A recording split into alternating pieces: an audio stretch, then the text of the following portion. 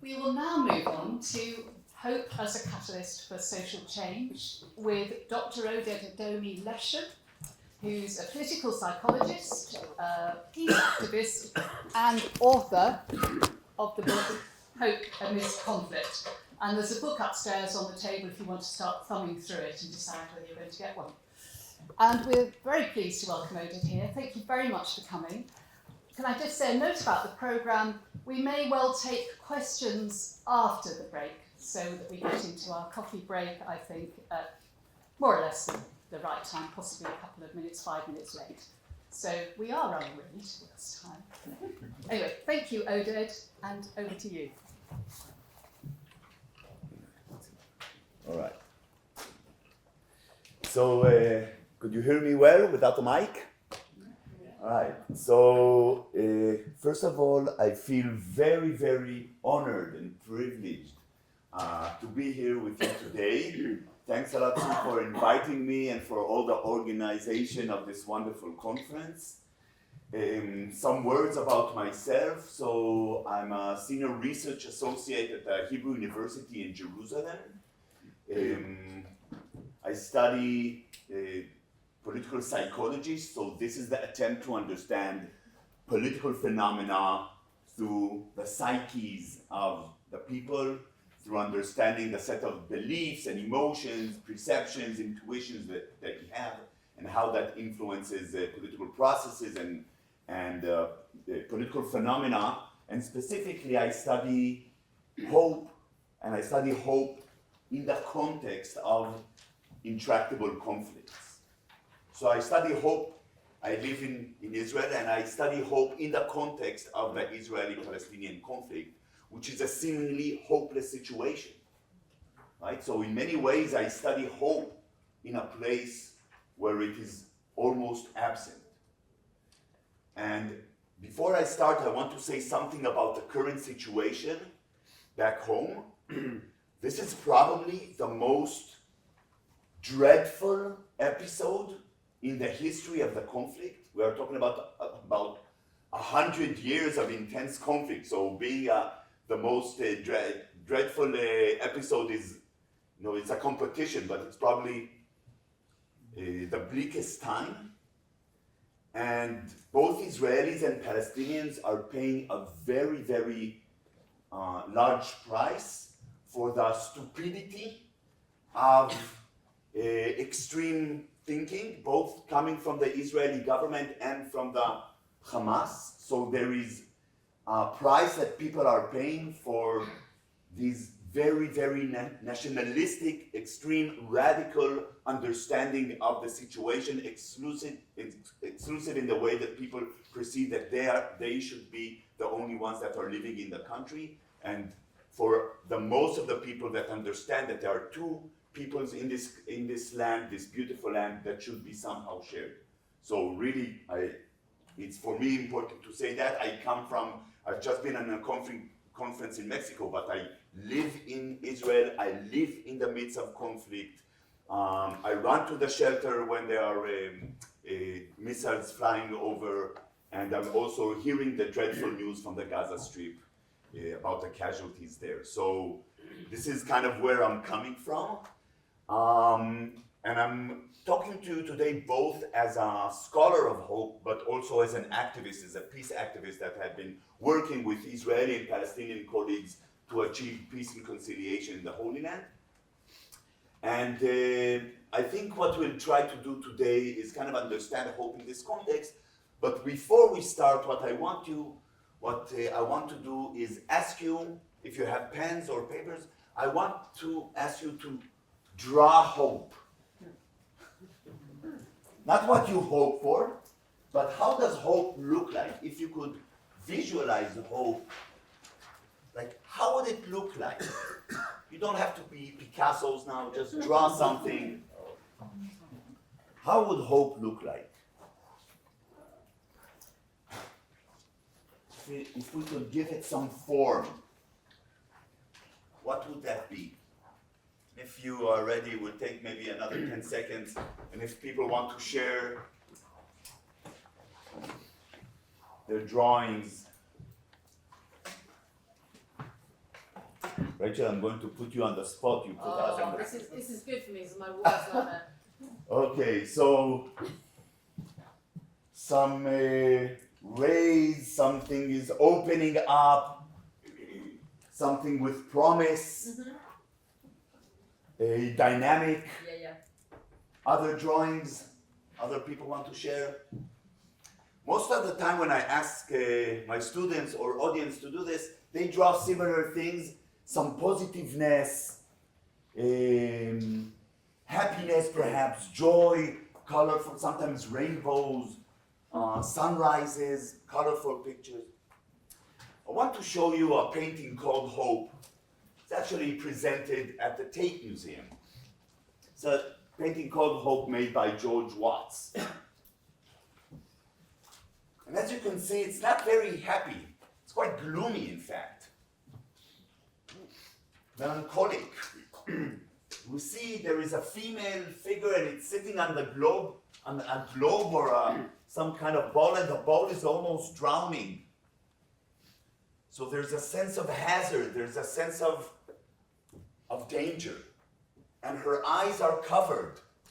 So she does not know where the future is taking her. And indeed, hope is always attached to uncertainty, unpredictability. When we know where the future is taking us, we don't need hope. We need hope in times of uncertainty. And she's trying to play on this broken-looking, shabby harp, which has only one string left. The others are torn. And she's plucking on this string, and she's trying to listen to the note from this, one string on this broken harp when her eyes are covered, when she's in danger. And this is hope. Right? So perhaps humans' unique ability to take some small positive signal in times of hardship, in times of danger, when we don't know where the future is taking us.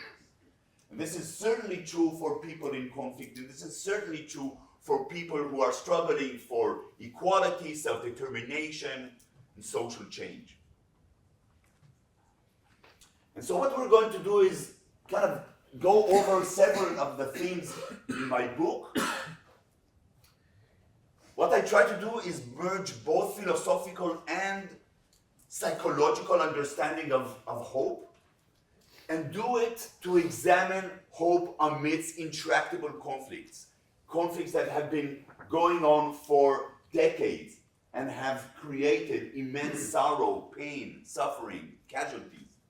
So how does hope function in these circumstances? And I use a variety of methods. I'm a quantitative researcher, so most of my work is quantitative, statistical modeling, experiment, etc. But I have also qualitative work. I do text analysis, quantitative text analysis as well. And I also am offering a novel way to conceptualize and understand hope, and I'll go through that in a minute. And what we're going to do today is talk about several of the chapters of the book, and I'm going to start with a chapter about the merits and the dangers of hope. So actually, many philosophers, when they wrote about hope, they didn't talk about the good sides of hope, they talked about the dangers and the shortcomings of hope.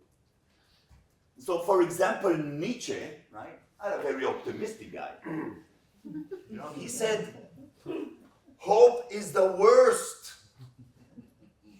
of all evils, the worst, because it prolongs man's suffering. And indeed, hope always comes with some anxiety, right? We aspire for something, we dream for something, we wish, we have desires, and it comes with some sort of anxiety, suffering perhaps. Skeptical people, pessimists, have it easy. It's easy to be skeptical. There's no anxiety attached to that. But when we hope for something, when we aspire for something, there's always this anxiety. And indeed, our hopes could be dashed. And we could be even more devastated, more frustrated if we don't get what we want. So hope always comes with a certain anguish, with certain pain and suffering. Some philosophers, Spinoza, Descartes, they talked about hope as ignorance. Why? Because the purpose of humans is to know, not to hope. We need to aspire for knowledge, for certainty, not be dependent on hope. We need to base our decisions on knowledge, not our hope. And indeed, hope is sometimes tied to this thing of being naive, of dismissing challenges ahead just because we want something so badly, of painting reality in rosy colors. Right? This is another way that hope could kind of lead us astray. And lastly, hope is very, very demanding. It's quite a burden to hope. We know it's demanding both in terms of the neuropsychology of hope. It's a very, very elaborate mental construct to hope. It requires us to imagine the future, to imagine a different positive future, and also how to get there. That's very difficult for the brain. That's a lot of mental energy. Again, skepticism, pessimism, that doesn't require a lot of energy. Right? So it requires a lot of mental energy and also some behavioral component, commitment. If we hope for something, we are expected to pursue it, to invest thought, to invest time, effort, money maybe. That's a lot of things. If I'm a skeptical person, I can sit down and relax. You know, if I'm pessimist, that's easy. I know it's not going to happen, so I don't have to do anything. But hopeful people, they need to act, and it's demanding, and it's hard. So these are certainly downsides, shortcomings we need to acknowledge. So I hope I convinced you that hope is an awful thing. Thanks a lot for coming. Avoid it as much as possible. The reason that I am stressing the shortcomings of hope is that because if we want to hope effectively in the pursuit of social change, we also need to know the disadvantages of hope. Okay. But of course, hope has merits. Hope has powers, very, very strong ones. First of all, hope is an existential human need. People could not live without hope, like they can't live without food, like drink, like sleep. Viktor Frankl, Holocaust survivor that wrote Man's Search for Meaning, wrote a lot about hope and meaning in the concentration camps, in the Nazi concentration camps. And he said from his observations, the people in the concentration camps, the Nazi concentration camps, if they had even the slightest hope for something very small, maybe a piece of bread in the evening, they had at least the potential to survive. But those who lost hope perished. So really hope is some sort of the survival mechanism of humans to be able to survive and to endure the most difficult situation.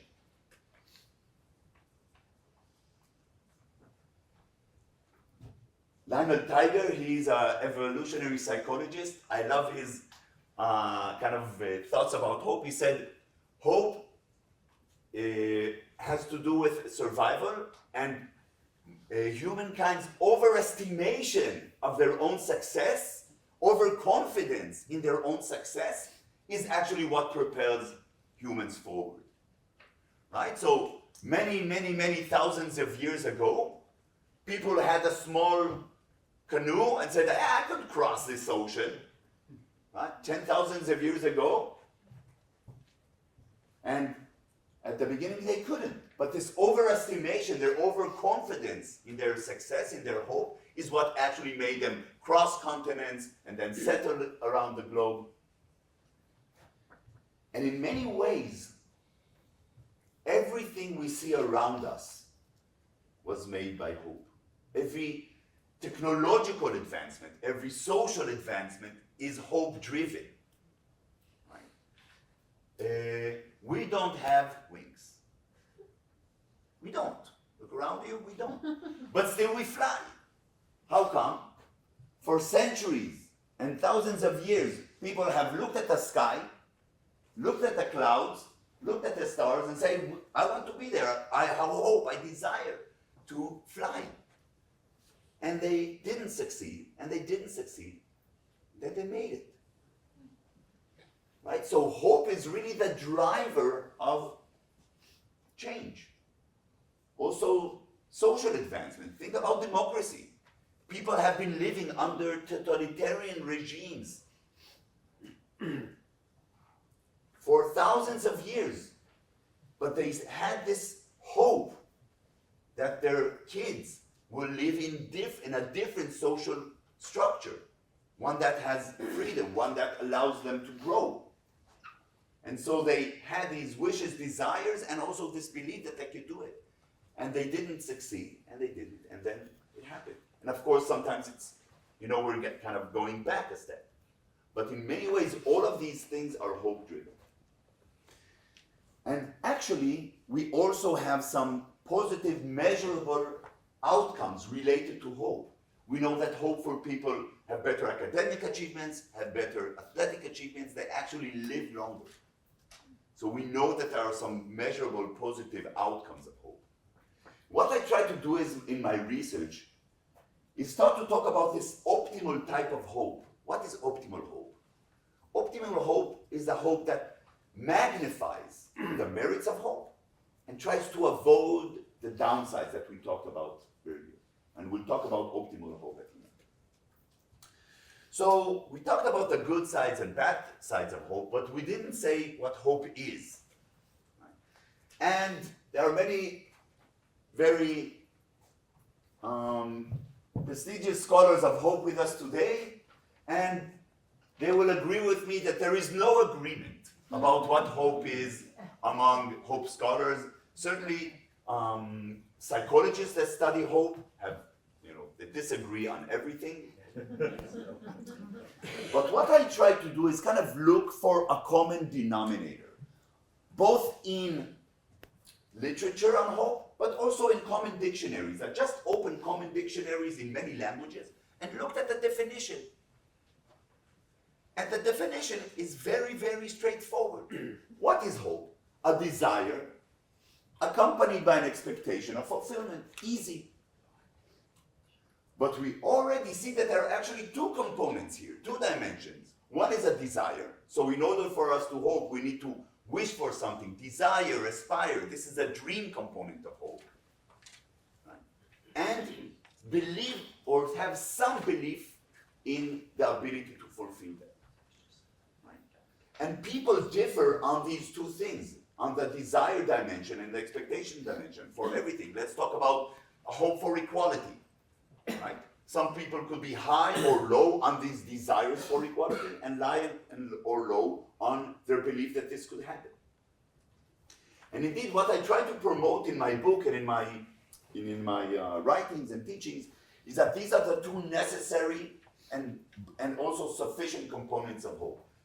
We need a wish and we need an expectation. I'll give you an example. If I may, I want to share something a bit personal. I always wanted to be an astronaut. From the age when I was 3, I was looking at books about spaceships and stars and the planets. And these really cool suits that they have.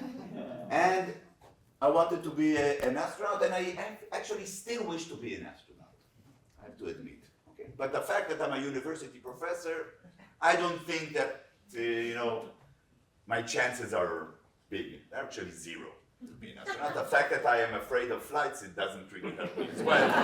So, even though I wish to be an astronaut, I can't say I hope to be because my expectations are zero. Zero expectations nullifies the hope.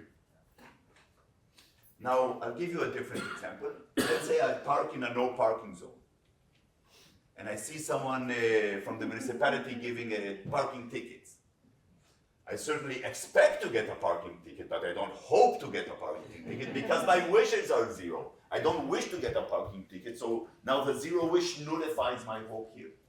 So these are the two essential and sufficient components of hope. The problem that the everyday use of the word is very confusing. Sometimes we use wish to signify, hope to signify our wishes, sometimes our expectations, sometimes a mixture of both. I'll give you an example. A friend of mine said, I really, really hope that there will be peace between Israelis and Palestinians, but I have no hope that there will be peace.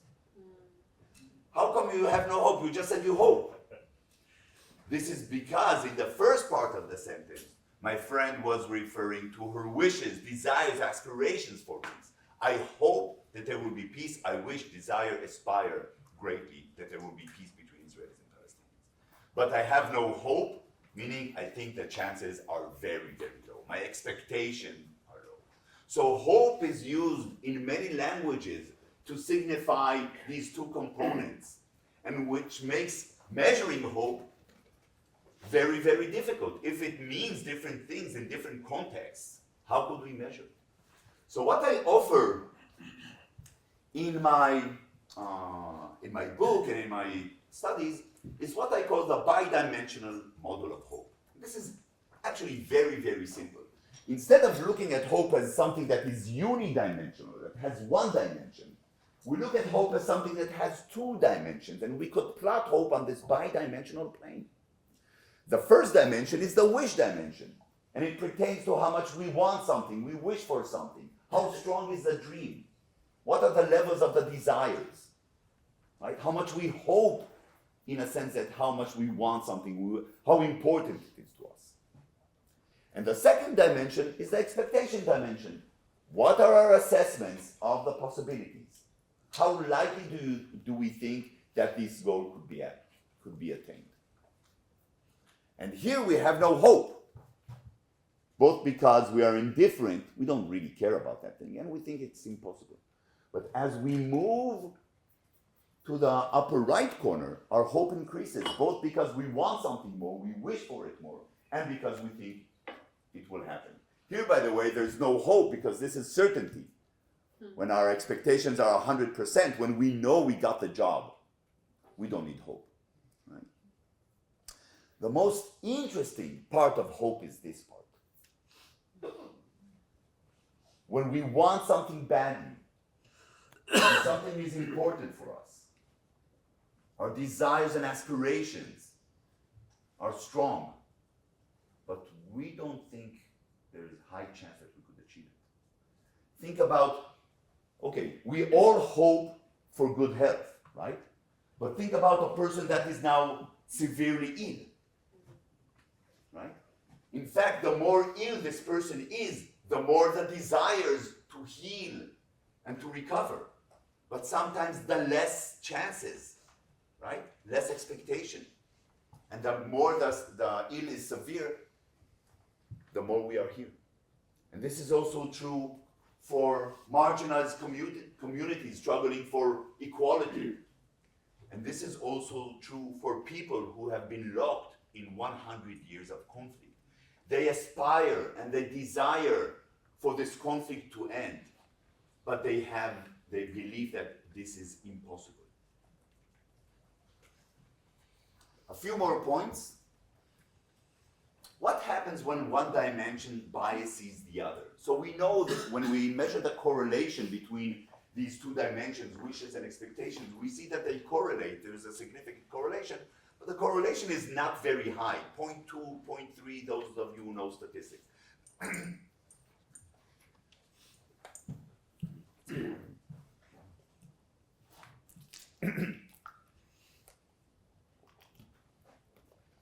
This means that the two components go together, but they're also independent.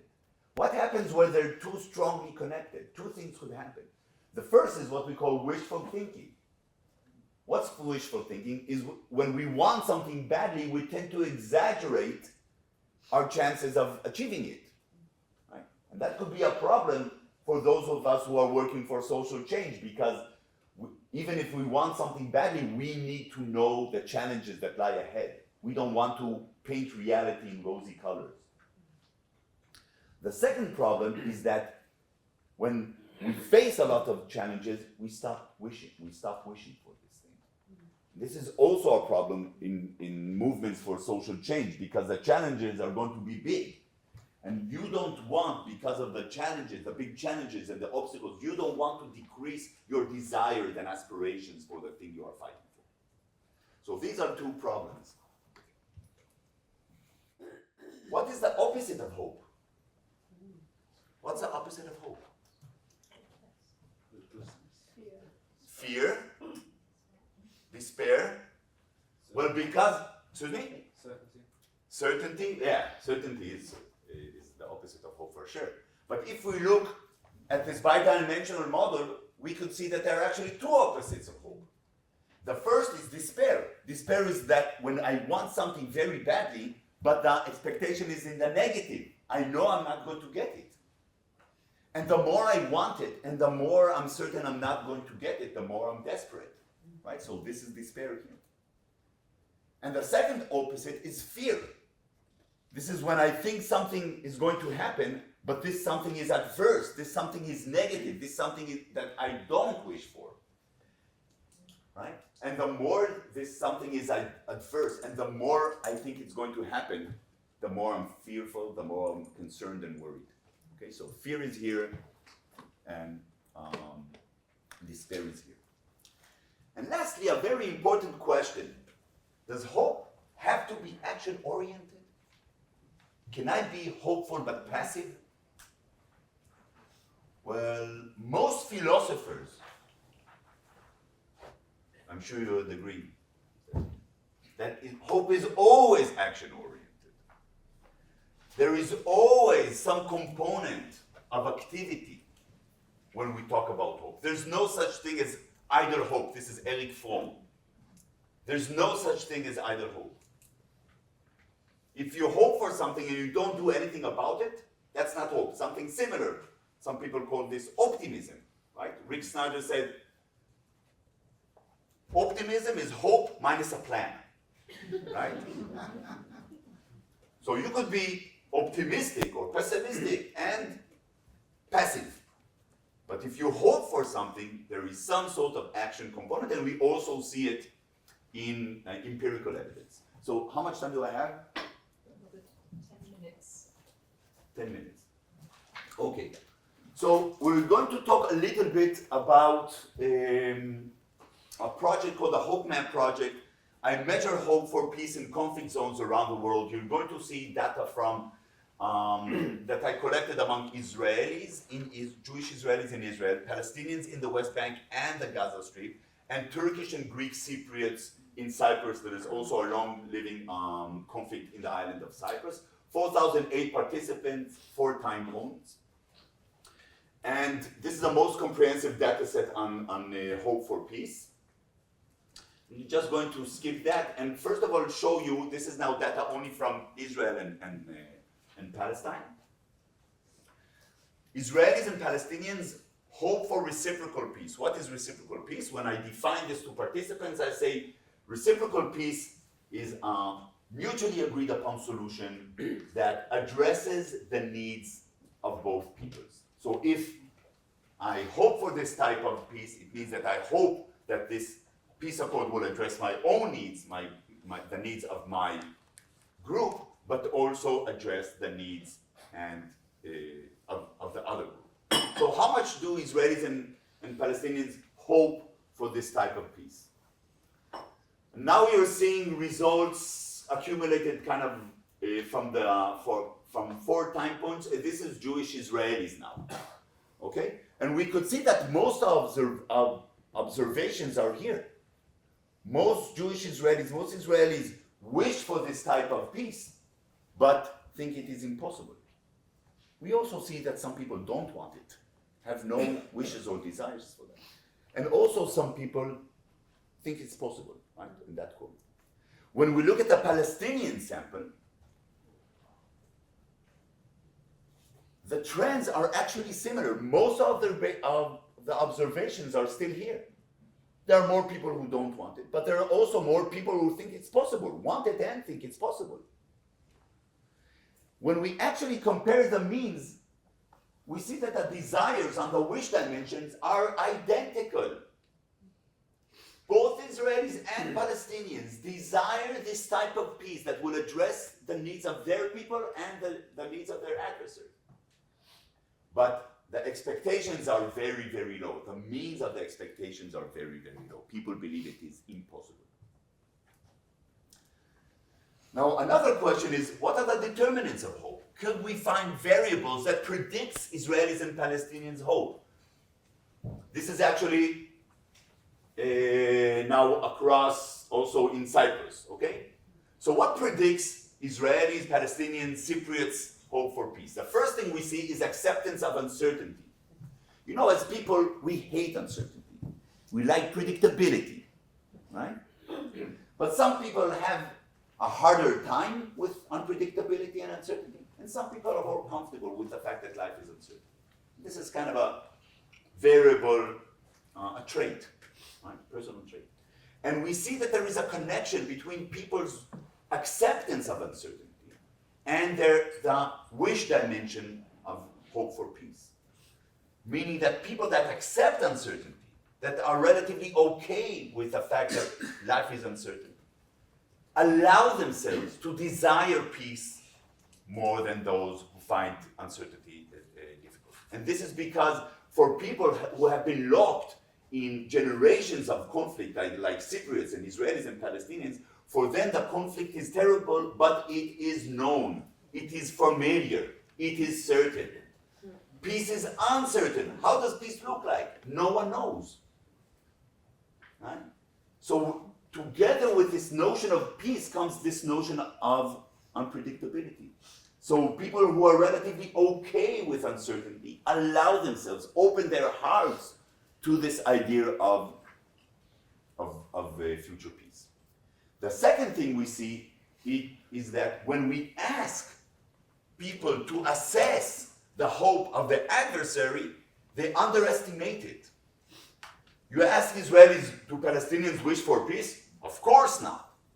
You ask Palestinians, do Israelis wish for peace? Of course not. And they underestimate. We saw the true figures before. And this underestimation, we know also, is a predictor of people's own hopelessness. So people say, you don't want hope for peace. You're not hoping for peace. I'm not hoping for peace as well. Right? This is the way that conflicts work. This is also true in Cyprus. Lastly, the question is, does hope matter? Does actually hope matter? So what do? We measure people's support for all sorts of peace-promoting policies and activities. How much do you support international intervention that will bring about peace? How much do you support binational gatherings to discuss our differences? How much do you support making concessions for peace, etc., etc.? And we also measure other things that might predict it. And then we put it all in a statistical model and see what makes a difference.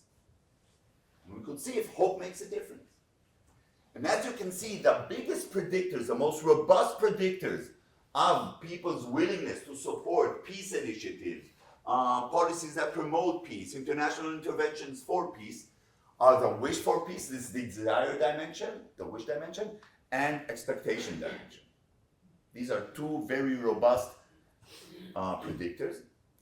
But when we compare them, and this is an interesting question, we see that the wish dimension is more predictive of people's support for peace-promoting policies than the expectation dimension. Which leads us to this question, which dimension is more important? When we're talking about social change, is it more important to wish and desire equality or to believe that equality could be achieved? When people are taking the streets, are they taking it because they wish and want and desire some social change, or more because they think this social change is possible, is attainable somehow? So, as you saw, the empirical evidence so far that I collected shows that the wish dimension is more a stronger predictor. You still need to believe that you could achieve your goals, but it's more important to have strong desires, aspirations, dreams for this goal. I really like Václav Havel. You know who Václav Havel is? Václav Havel was a playwright, a Czech playwright. He wrote plays in the 60s in Czechoslovakia, But when the Soviets invaded Czechoslovakia in the late 1960s, he found himself the leader of the opposition, the leader of the Czech opposition against the Soviet invasion and against the Soviet rule. And he spent some time in prison, in the Soviet prison, and he wrote a lot about hope. And he said, our hope to free Czechoslovakia was not based on our belief that we could do it. It was not based on, I translated, it was not based or driven by the expectation dimension. But it was driven by our unshakable and clear wishes, desires, and aspirations for a free Czechoslovakia. So in many ways, the wish dimension, the desires, the dream is the driver of their hope, not necessarily believing that this could actually happen. And we also see it among Israelis and Palestinian peace activists. When we ask them, they say, yeah, I have hope for peace. But their hope is not based on their belief that it could be achieved. They, like any other people in the area, know that it is very, very challenging. But their hopes are driven by their unshakable, strong, determined desires, wishes, and aspirations for peace in the whole region. So to sum up, when we talk about optimal hope,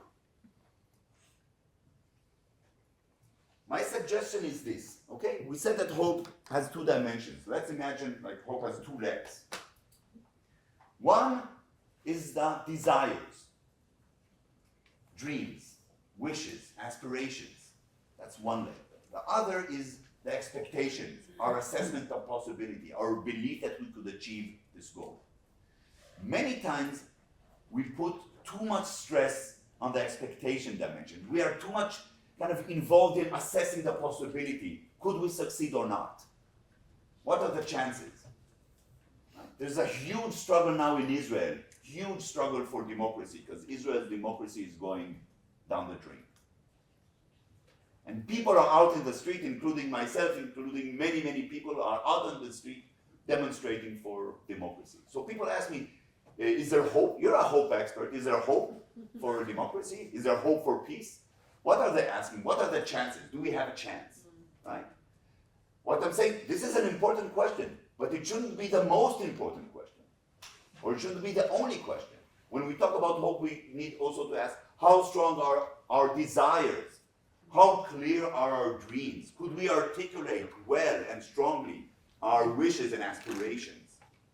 And so what I kind of advise us to is shift the weight a little bit and put most of the effort in articulating our dreams, our wishes, our aspirations, and making them clear, making them robust. When we do that, several things happen. Our hope becomes more sustainable. Why? Because if we depend too much on the expectation dimension, any challenge that comes along, we lose hope, right? If we based our hope too much on assessing the possibility, any challenge that comes along will break our hope. But if we have strong wishes and desires that are clear, that are unshakable, that are concrete, then our hope is more enduring. It's also less naive. Because if we have strong desires, if our hope is driven or is based more on the wish dimension, we have the courage now to look at reality and assess the challenges, the real challenges. Right?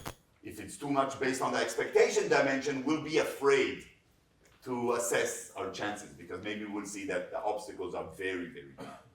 But if we base our hopes on the wish dimension, we could be bolder, we could have more courage to assess the challenges, to look at the real obstacles, not paint reality in any rosy colors, look at reality, the harsh reality as it is. And last, I want to talk about action. The magic of hope is not only that hope drives action, it's also the other way around. When you are engaged in something, when you are involved in an activity, when you're working with other people for equality or democracy or peace, etc., suddenly you feel hope. Now, why is that? Why is that? Is that because reality is now becoming better? Perhaps. Is it because now you think that there are higher chances, so the expectation dimension increases? Perhaps. But I think even something stronger happens. Because when you work with other people, suddenly you see the future in the present. When Israeli and Palestinian peace activists come together, they actually see what they're hoping for in the present. So they have a concrete,